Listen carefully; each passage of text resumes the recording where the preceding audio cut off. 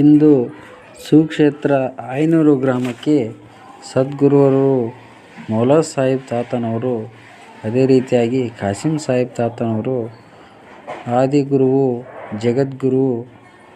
ಗ್ರಾಮದ ಗುರುವು ಜಗದೊಡೆಯನಾಗಿರ್ತಕ್ಕಂತಹ ಜಗದೊಡೆಯನ ಉರುಸಿನ ನಿಮಿತ್ತವಾಗಿ ಉರುಸಿಗೆ ಆಗಮಿಸಿರ್ತಕ್ಕಂತಹ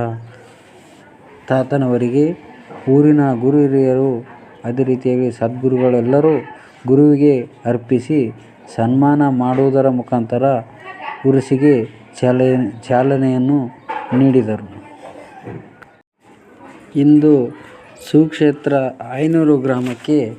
ಸದ್ಗುರುವರು ಮೌಲಾ ಸಾಹೇಬ್ ತಾತನವರು, ಅದೇ ರೀತಿಯಾಗಿ ಕಾಸಿಂ ಸಾಹೇಬ್ ತಾತನವರು, ಆದಿಗುರುವು ಜಗದ್ಗುರು, ಗ್ರಾಮದ ಗುರುವು ಜಗದೊಡೆಯನ